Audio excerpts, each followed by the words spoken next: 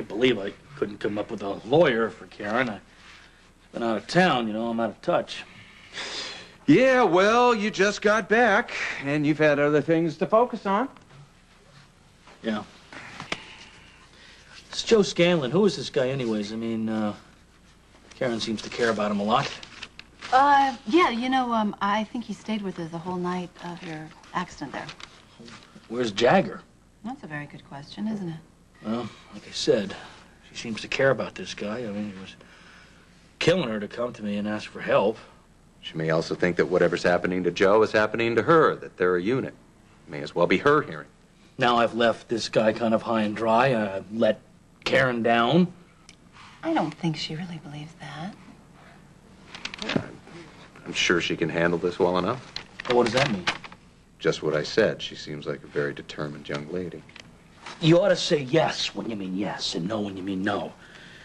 You think I'm a lousy father? Well, I just found out that I was a father. Actually, Scott, I never thought that. But speaking of absent fathers, I have to go see mine. Lucy, would you like a lift to the hospital? Oh, thanks, Doc. But no, I'm going to gather up all my nurse's ball notes, you know, and everything. And I really need to just touch up my hair and put on a fresh coat of lipstick and all. Come find me afterwards. Why? Because I'd like to know that everything is all right. Of course, absolutely. Do not worry. Everything is going to be just fine. I like to worry. I know. I'll see you later. Okay.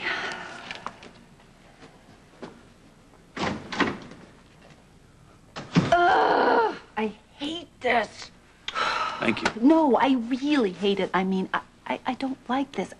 It's so scary because he knows when I'm lying. He can usually see right through me. Well, I hate sitting around here not being able to do anything and that the kidnappers called you so that we have to follow that plan. Look, I will call you as soon as I know or find out anything. That's what I hate. I can't do anything. I can't do anything for Serena. I just got to sit around here like an idiot. You know what? You may not be able to do anything for Serena right now, but... But what? You do have 2 daughters, pal. I just want to say that I think what Joe did took a lot of nerve. Do you mean that in the pejorative sense, Doctor? Well, I don't want to seem harsh or judgmental. You just tell us what you think. We'll do the judging. Okay. Well, like I said at the time, I thought the whole thing was ill-advised. We had neither the proper training nor the proper tools. It was both risky and unsterile. I also told him there could be legal repercussions. I guess he was just too upset to listen. Dr. Ramsey, Dr. Jones said quick action was imperative. We were rescued within an hour of the operation. Yeah, but you didn't know that had happened. No, but it was obvious that Cooper was becoming irrational and would make a mistake at any moment. Of course, it was difficult for Dr. Scanlon to think straight, what with the guy holding a gun in his face, insisting that he had to do the surgery. Excuse me? Well, it was the gunman's idea. Didn't you know that? Are you saying that Cooper forced Scanlon to operate? That is not what happened. It was more like he suggested it. He told us that we'd all be heroes. What bothered me was that he was manipulating everyone, and, you know, they didn't seem to realize. The more I protested against it, the more inflamed everyone else became. I realized I had no control over the operative group dynamic, and I had to back out. And you still think you made the right decision? Well, I'm sorry my prediction came true, but I stand by my original assessment. The risk of waiting was less than the risk of operating. Thank you, Dr. Ramsey.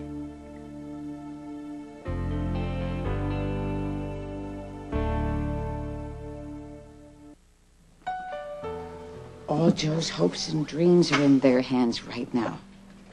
Those cold doctor hands that stopped feeling a long time ago. But my boy, he's still alive inside.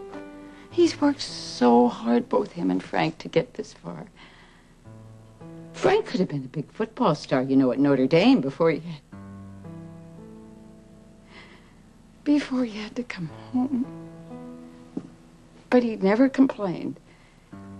He went right to work, took care of us, put Joe through med school, and now all that hard work, sacrifice, is on the line.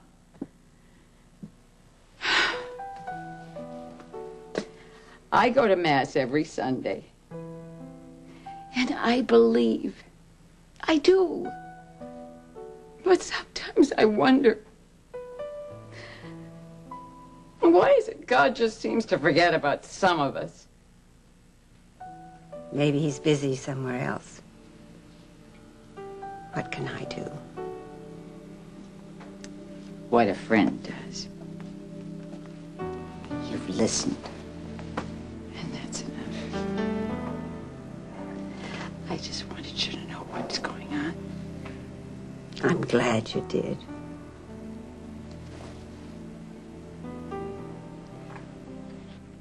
No one did the surgery because we were manipulated by the gunman. That's ridiculous. We did the surgery because Audrey was dying. And it was the right thing to do. It was the only thing we could do. In your opinion? Yes, she was having grand mal seizures. Her pupils were uneven. She was totally unresponsive. She was dying right in front of our eyes. And there was nothing we could do for Dr. Falk. At least we had a chance to save Audrey. So you agreed with Dr. Scanlon's decision? Yes, absolutely. And how long have you been an expert in cranial surgery? Sarcasm is not necessary, Clem. I'm not an expert. You know that. That's the problem. There weren't any experts there. You don't know what it was like to try to save her. To think that maybe you could, and maybe you couldn't. But to know that every second counted. You don't know what that was like. It's all right. Just tell us the facts. What happened? Okay. I know I'm getting worked up now, but everyone stayed really calm at the time, especially Joe. He just jumped in there to try to save her. Even with that nut holding a gun at his head and talking and taunting him, and he just decided what to do, and he did it. You said before that you were upset, that you worried about Audrey dying. Was the decision to operate emotional or not? It was both. I'm sorry, I'm getting confused. Look, all I can say is that I was there and you weren't. And he did the right thing. I would have done exactly what he had done, except that he was braver and faster than I was. He jumped right in there, right away. And I could only assist with the procedure. You should know that. I helped hold her. I sponged her off. I gave advice. I said I thought we could do it. So I'm equally guilty or responsible or whatever you want to call it. Karen. For the record, I'd like to state that I also assisted. In fact, I was the one who said the procedure was possible. What do you mean? I found the drill. I also figured out how to sterilize what instruments we had. And I advised Dr. Scanlon in the positioning of the burr holes. I also advised and conferred, and I supplied instruments. I would have too, but my hands were extremely unsterile at the time.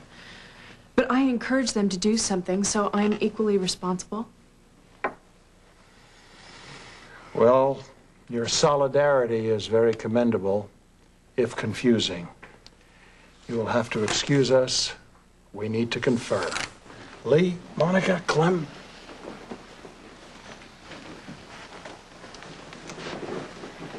There goes this year's class. Look, you guys, you didn't have to do that. Shut up and take some help for a change, will ya? Yeah. All right, well, thanks. Thanks a lot. I just hope it doesn't come back to haunt you. That's all. Please, you'll have to excuse us for the delay. Unfortunately, you've not only made this confusing, it's now become very, very difficult. After hearing Dr. Wexler's remarks and the fact that most of you have taken responsibility for this issue, we are now going to have to rethink the entire situation.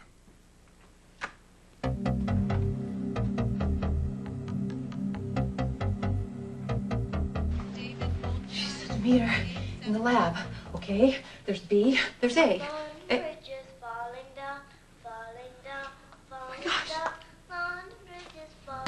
Serena? Serena?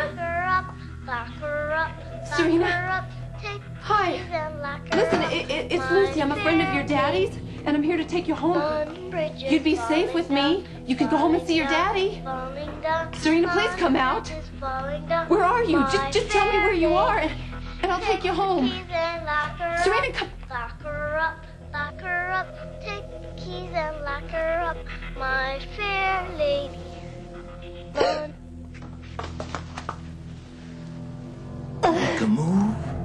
make a sound, you'll never see Serena again.